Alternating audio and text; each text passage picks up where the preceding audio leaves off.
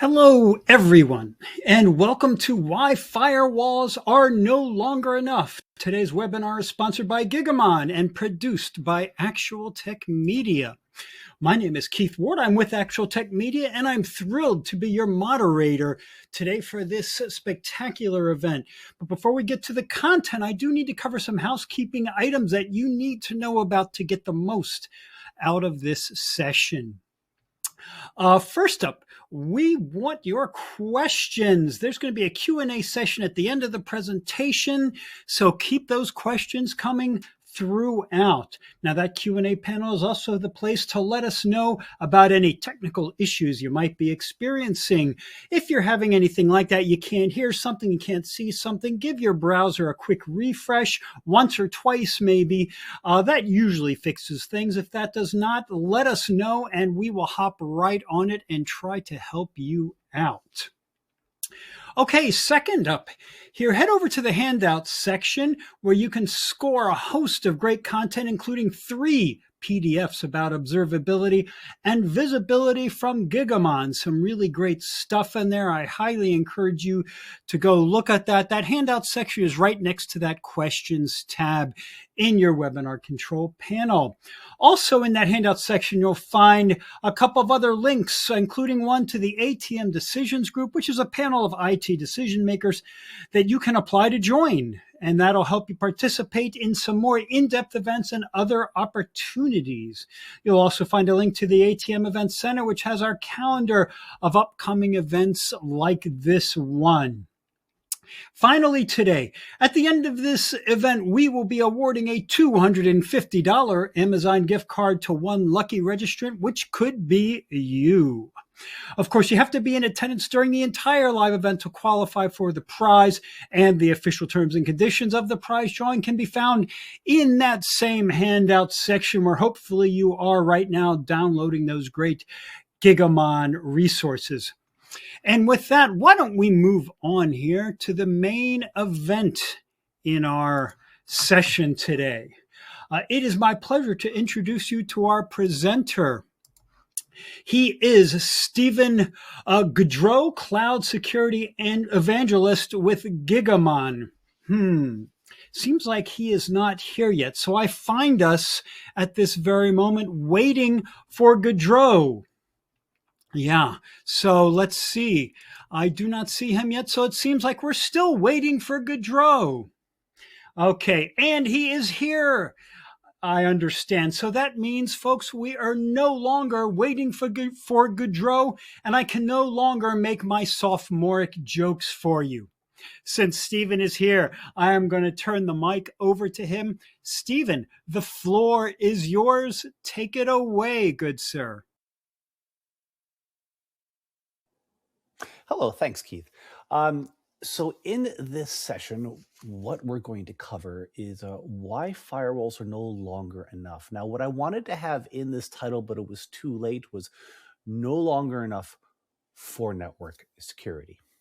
So a brief agenda, if I can get over to that. So we're going to cover introductions, a brief history of why firewalls were created, some of the new challenges firewalls face, examine the value of security at the perimeter and why it's eroding, and then some ideas on how to build a robust security posture and next steps.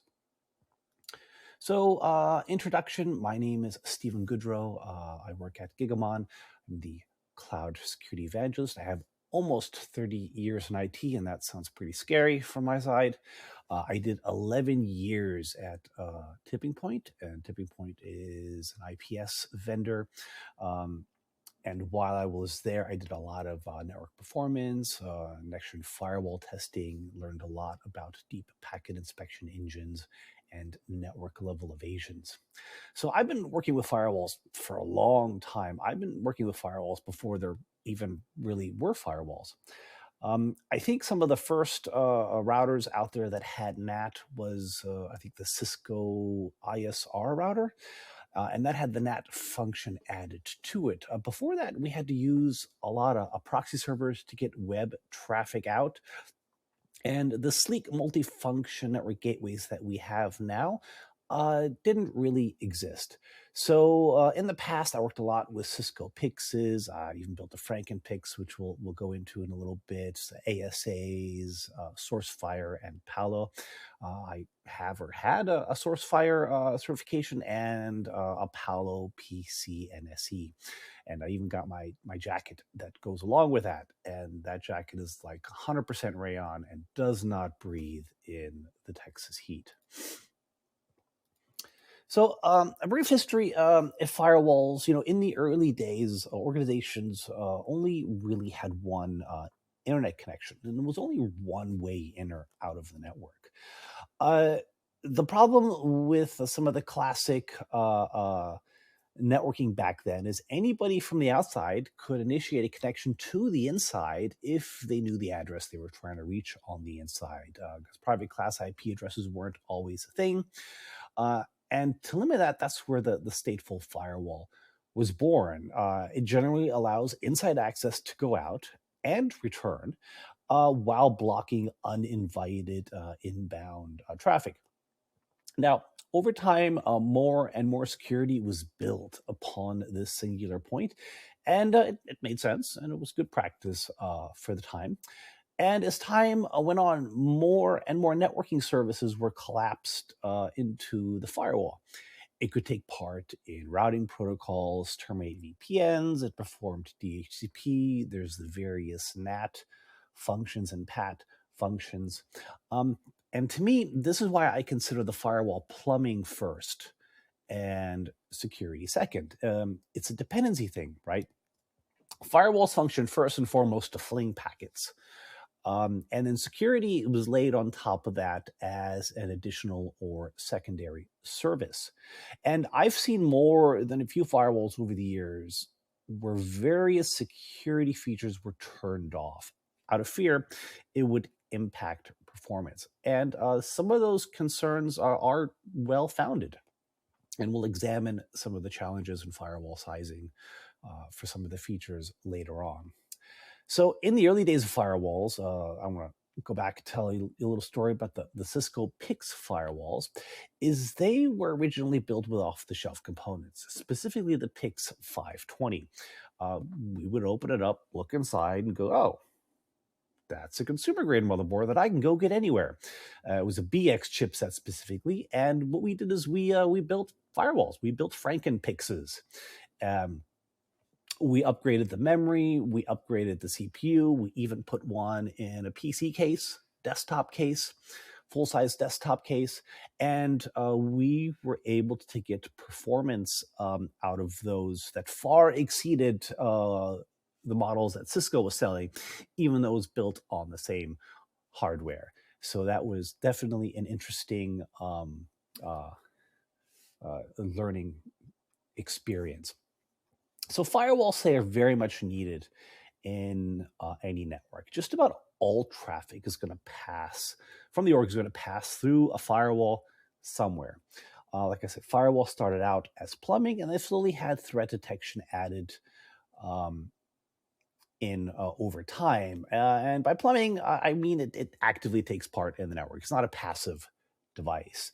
And you also start to see some thoughts from network admins or firewall admins that, maybe we should also treat the internal network as hostile as well and control the connections going both ways.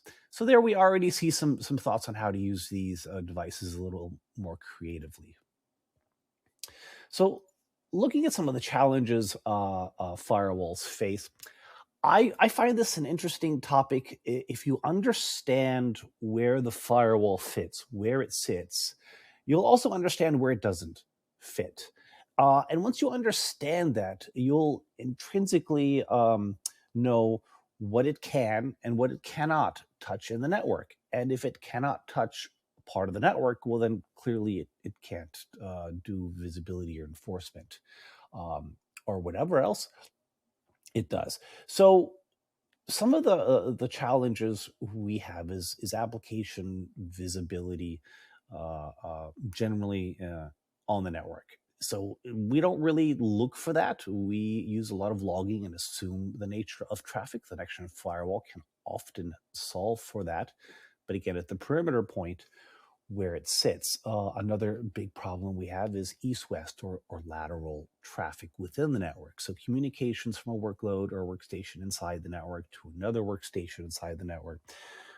We don't have as much data on that as we would like. And that's been a problem that's so unsolvable that we just kind of live with it the way it is. 0 days. So firewalls have gotten better and better at stopping 0 days, assuming they have the IPS functionality turned on and they got the correct signature sets. TLS decrypt is a challenge for firewalls. 90 to 100% of all traffic is encrypted. Bring your own device is a challenge. Long gone are the days where you had a reasonable understanding of what was in your network.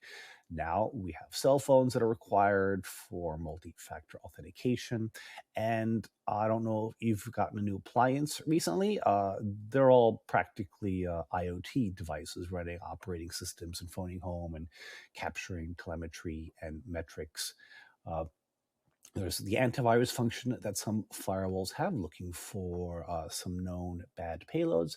Identity is always an ongoing problem, and it's one the firewall's not well suited for, unless it's some kind of part of a SaaS solution, or you're backhauling traffic through a VPN to verify the identity of a user or machine account. Identity is not always humans. It could be machine accounts. And then there's times when the firewall itself has been targeted. So one of the things I wanted to talk about is the term firewall. And it's used very, very loosely. And this isn't really a purist or a purity problem.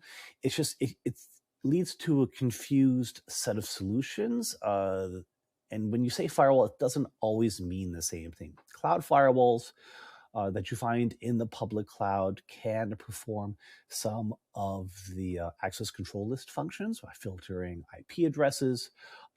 It may or may not have stateful traffic inspection, because that's something the cloud already does. The routing isn't necessary. The cloud does that as well.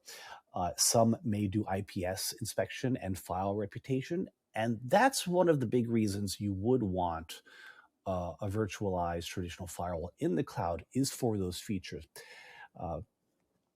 The point is, when someone calls something a firewall, you can't always assume that it solves for the same set of problems. And firewalls generally refer to some kind of inspection point. And what's being inspected can vary widely, and it isn't always network traffic. So the problem of security eroding at the perimeter. So again, I really want to touch on the story of where the firewall fits and where it doesn't fit, right? And it's a lot like the street lamp.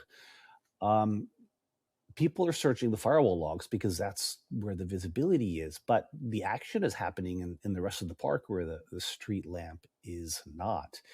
You cannot reasonably expect to protect what you cannot see. There's an assumption that eventually everything will pass through the firewall or the streetlight, and it'll be available for inspection. The problem with that is that threat actors have learned to clean up their traffic before it hits the firewall. And a lot of times it's not detected until it's being exfiltrated, or it's not seen at all, because they're using standard applications and protocols. And then whatever bad stuff they committed was somewhere in the Parker network, and it went unseen. And this is one of the reasons why threat hunting is so hard. So because of where the firewall sits, let's revisit some of the problems of application visibility.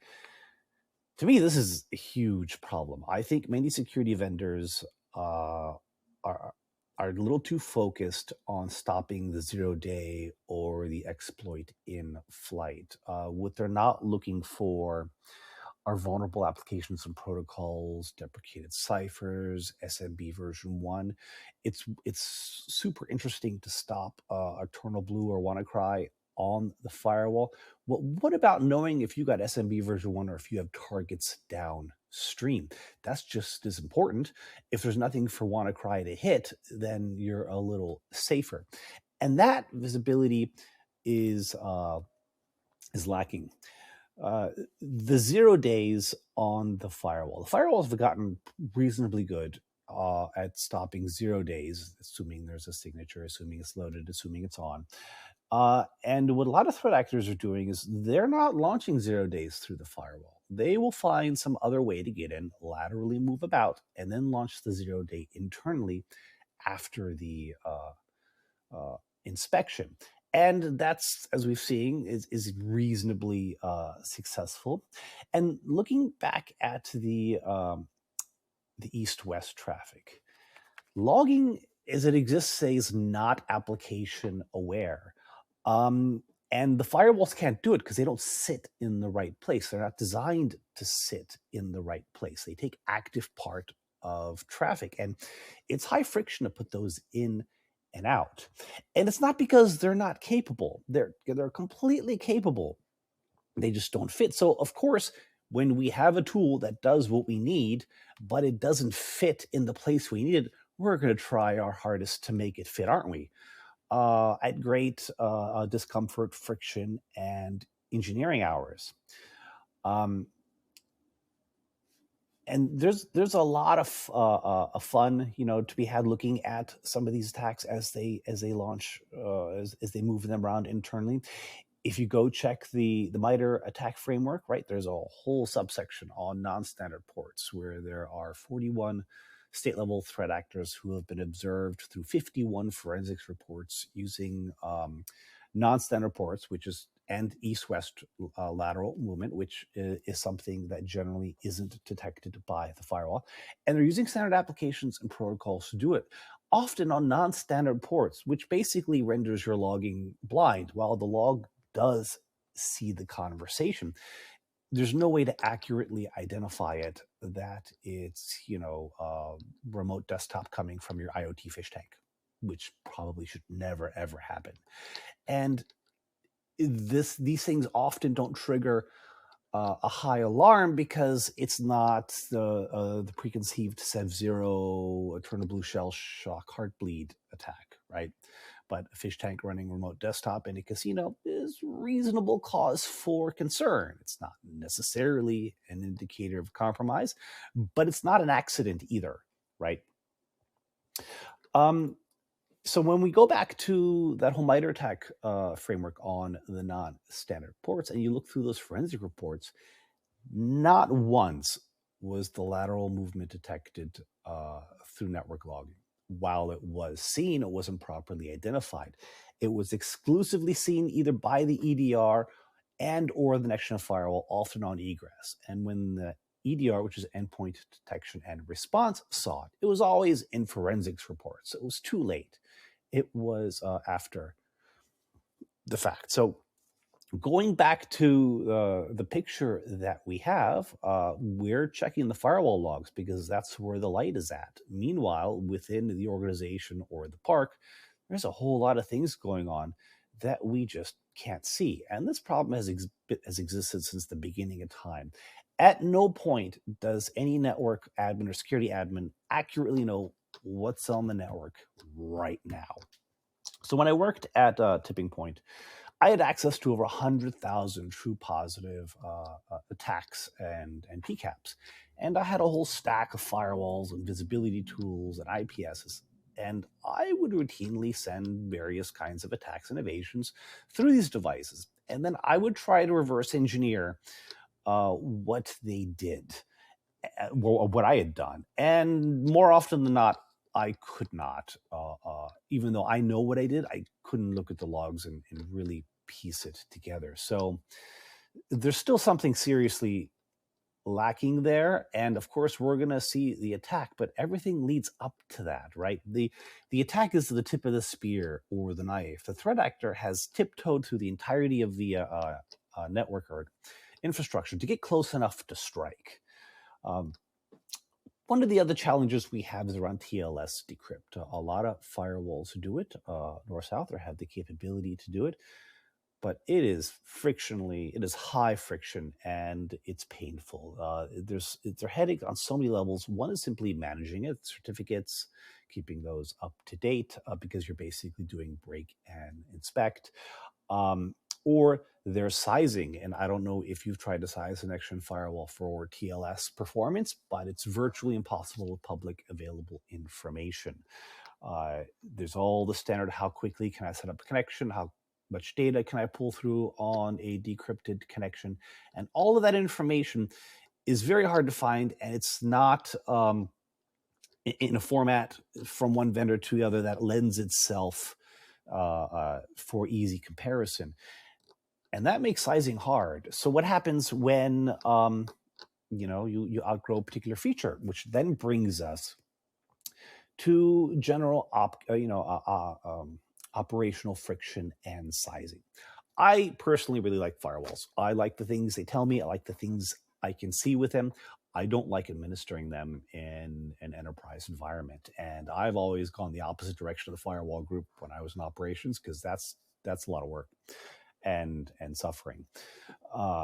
So we have depending on how firewalls are architected, and different organizations or firewall vendors tackle this problem differently. Some firewall vendors have dedicated buckets of compute for dedicated features and resources. So you can expect a reasonable ceiling of performance for a particular service. And then after that, you either need to fail open, fail closed, or find an alternative solution. Other firewall vendors have a pool of generic compute that can be allocated to resources as needed. The problems with that can manifest itself that if something suddenly starts to happen, it can crash performance for all of the firewall. And now we're back to we don't want to turn on certain security features, because it doesn't matter if the security is on or not. If you can't pass traffic, then just no point of the firewall. So this makes sizing a little difficult, because think about it for a minute. What happens when you overrun a particular resource or bucket? Do you replace the whole firewall? Man, that's hard. So the more features you add to the firewall, the greater chance you have of outgrowing any particular feature, or just turning it off, because it's not easy to do. And we kind of have this challenge of best in breed singular devices that do one thing really well, or these multifunction devices that do lots of things mostly well, until you outgrow that one that you need. And that's kind of a problem. And we go back to operational friction. Firewalls have all the same challenges routers have, plus more. So if you're running IPS, you have 20 to 30,000 IPS signatures on most firewalls that do IPS. You have access control lists that can be thousands or tens of thousands of lines long, and everyone's afraid to touch anything because they don't know what's going to break. And then add in redundant firewalls. So you always need more than one. So now we've doubled our load. And what if we have 10 or 100 remote sites and they each need 2 firewalls? So trying to keep those configurations in sync it is difficult. There are whole industries around just managing that. So from an operational standpoint, not considering some of the performance challenges, man, that's hard. Again, and we're still kind of missing some of the lateral visibility. So the bring your own device is challenging. I'm lumping BYOD into the same category as IoT, because conceptually it's basically the same thing. You've got a device that you can't put your agent on to monitor. You have to observe its behavior from the outside. And some of the IoT is quite scary. Printers are basically IoT, right? And threat actors love to live in printers because they have an operating system, they've got disk space, everybody copies their stuff or prints out their documents, which gets saved as a copy on the printer. I mean, that's a great place to live. And another weak point is the firewall itself. In the past year or two, we've seen some firewalls have been the source of the breach. So, man, that's a challenge when the security device itself is being used to get inside the network. This is why security is really struggling in the industry. So I wanted to briefly touch on micro-segmentation. So micro-segmentation is a great way for firewall vendors to sell you a fleet of firewalls, and it's basically limiting the blast radius or the broadcast domain within the network.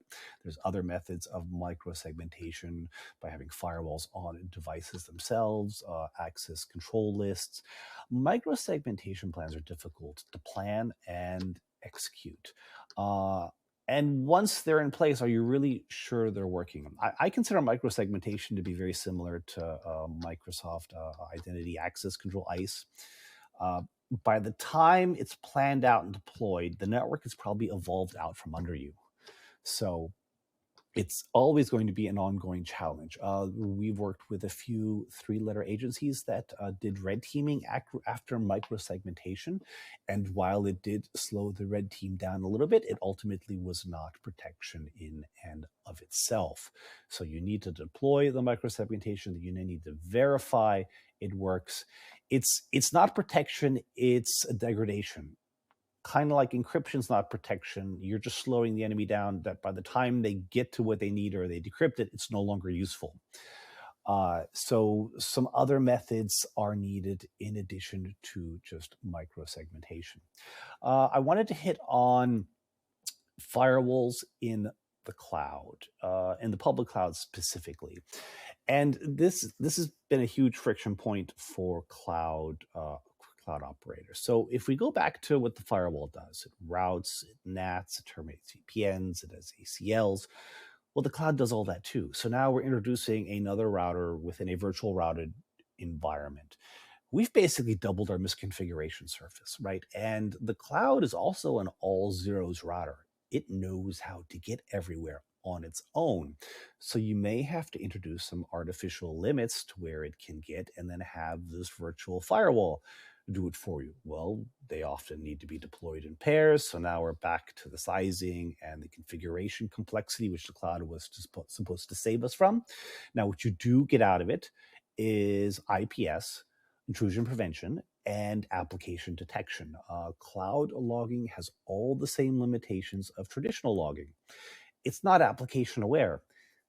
That's a huge problem that we need to address. I know it's super interesting to stop the exploit in flight, but man, we need to know if that server is talking SMB version 1, because that's a bigger threat in my point of view.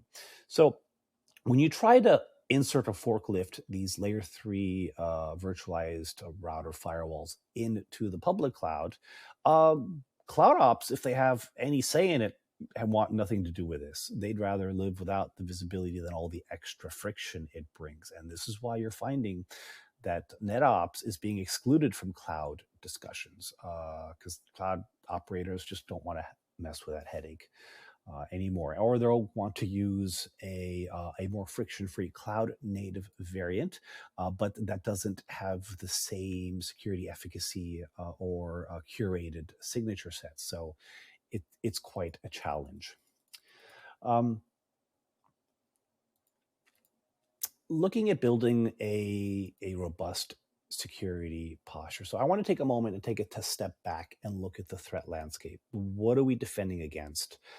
Because building defenses and fortifications without having an idea of what kind of attack or adversary you are facing may lead to inefficient designs.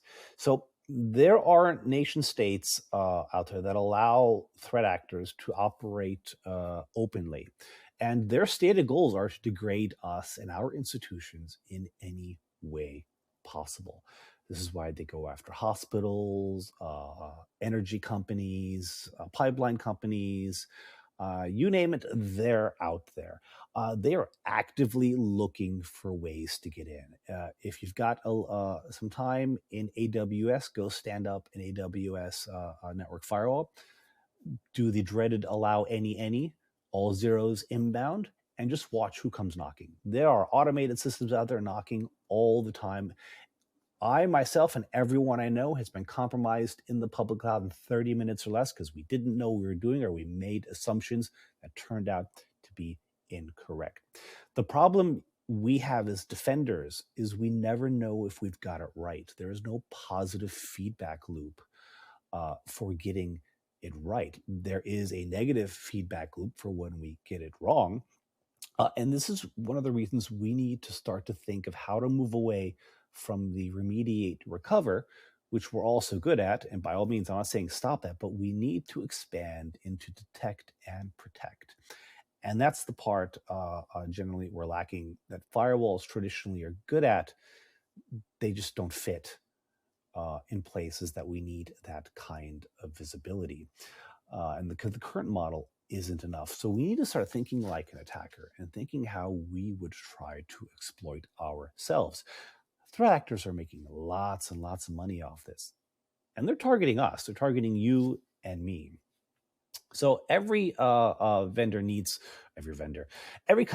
a firewall, and every customer probably already has a firewall. And we need some solutions that can help complement it. Everyone needs some kind of endpoint detection or response. I don't care what it is. You need something. Something's better than nothing. Start there.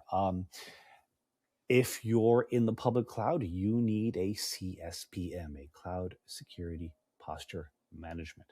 That basically keeps you from doing misconfigurations like allowing all zeros inbound routes. It will flag that and stop you from doing it.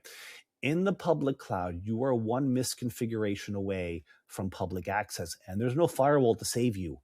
So if you're on-prem and in your own little sandbox dev environment, and you've got all the passwords default, you've got all the usernames default because only you can access, well, one misconfiguration in the public cloud, and the public does have access to that. And if you leave your default credentials, they will be found out and logged into.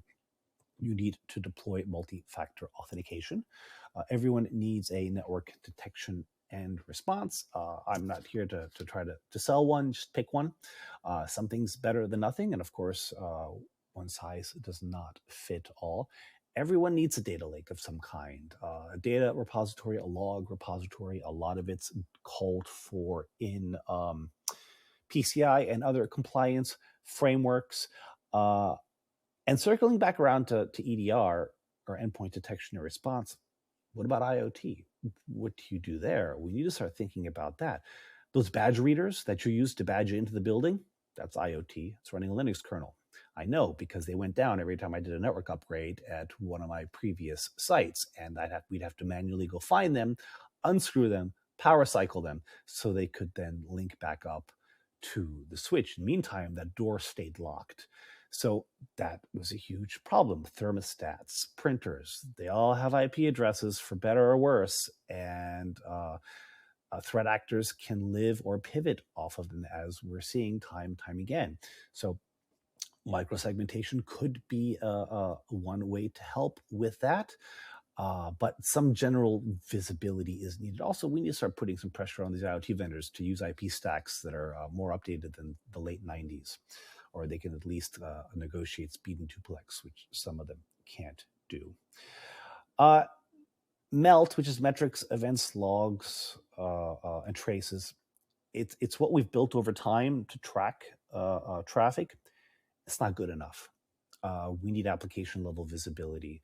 And we need it broadly across the whole industry. I was talking to some cybersecurity people in the Netherlands, and they were blunt. You can't protect what you can't see. And if you deploy protections without fully understanding what's going on, you may get lucky, you may not. And then, of course, enter in AI ops. We haven't even begun to scratch the surface as to what that could do for us. So the Detection Firewall has a long, robust history or life in front of it still. But it's not a one-point solve everything solution. So what are some next steps? If you don't know where to start with compliance for your industry, or pick something. Compliance alone isn't security, but it'll get you started down that road if you don't have any domain knowledge. You can also pick a framework such as a MITRE attack. You can check your industry or vertical. You can then check, cross-reference the threat actors that operate in those industries or verticals and see what attacks they like to do most often, and start building defenses around those based on things that have been observed by those threat actors. Zero trust is coming, for better or worse, whether we like it or not. There's a federal mandate to do it. I'm not going to sell you on anything zero trust. I also strongly recommend that you be aware of any vendor who says they have a trick pony for zero trust. While they may be able to completely cover one aspect of it, no one can do it all. It's just not possible. They may have a particular widget or solution that solves for something very well, but there's a lot more to it than that. I strongly recommend looking at the Department of Defense Zero Trust model. It has 152 controls. They're all well described. They're thought out. They have a chart on where you should start and where you should eventually move out to, and they've got it broken up amongst the pillars. And these are tactical solutions architects can grab now, or tactical problems described tactically, that architects can look at now and begin to try to solve a problem. Because while the C-level gets it, when you hand it to an architect, they go, I don't know what this means. Well, start with the Department of Defense model. I prefer it way more than the CISA model. Even if you don't decide you need to do all controls, they're very well explained. And they have a lovely graphic there that works for that. As an industry, we've gotten very good at recover and restore. We need to get better at detect and protect, and that's still a long ways off, right?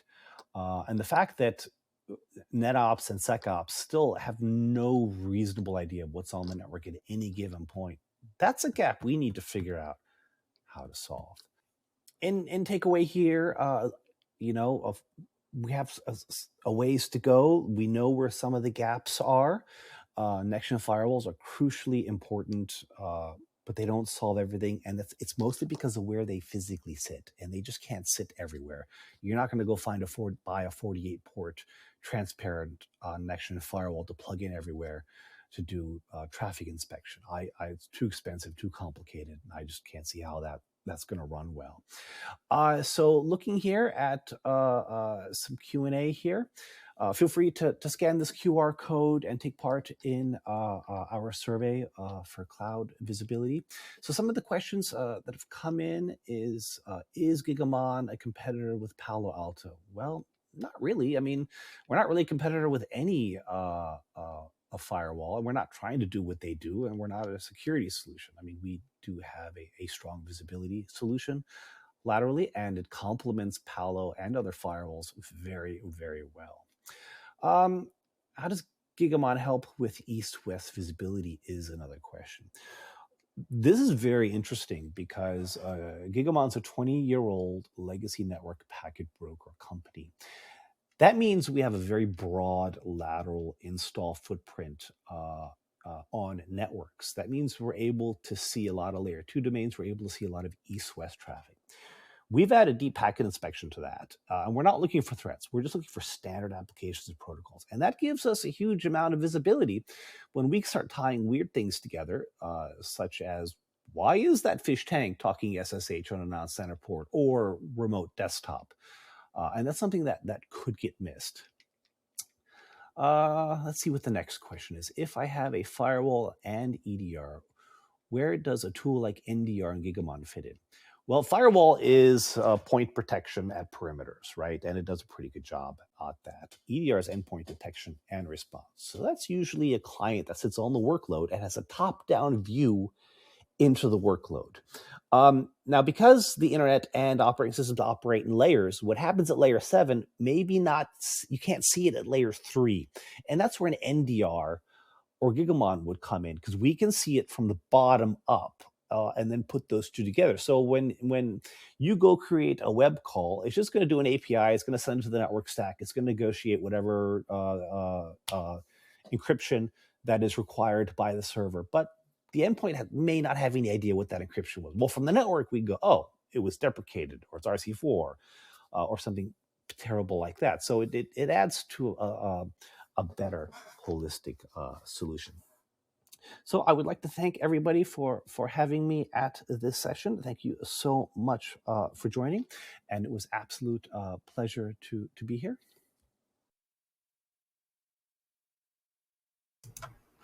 And it was a pleasure to have you join us today, Stephen. Thank you so much for a fantastic presentation, for the Q&A answers to them. I want to throw up a poll question for you. Let us know what additional information you'd like about the Gigamon solution while I wrap things up here and give away the Amazon gift card that is coming up.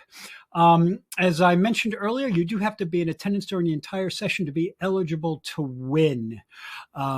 So while you continue to vote here, we're going to pick our winner, and I just wanted to mention how much I learned today from this presentation about firewalls and how they have evolved, and also how necessary they still are. They haven't gone out of fashion. They haven't gone out of usefulness. In fact, if anything, they're more useful than ever, more necessary than ever.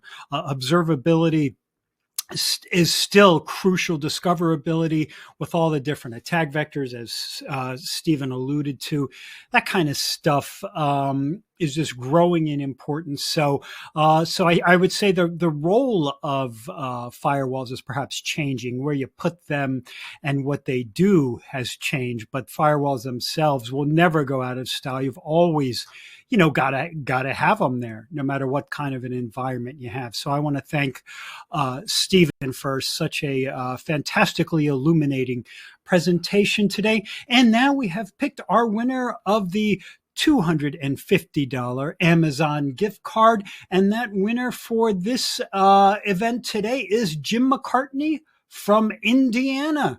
Congratulations to you, Jim. We will be in touch to get you your card ASAP, so sit tight. And with that, everyone, we are wrapped for this webinar today. On behalf of the Actual Tech Media team, I want to thank Gigamon for making this event possible. Thanks to you, the attendees, also for attending, for your great questions, for your interest in this topic. And that concludes today's event, folks. I'll see you in the next one. Have a great rest of your day.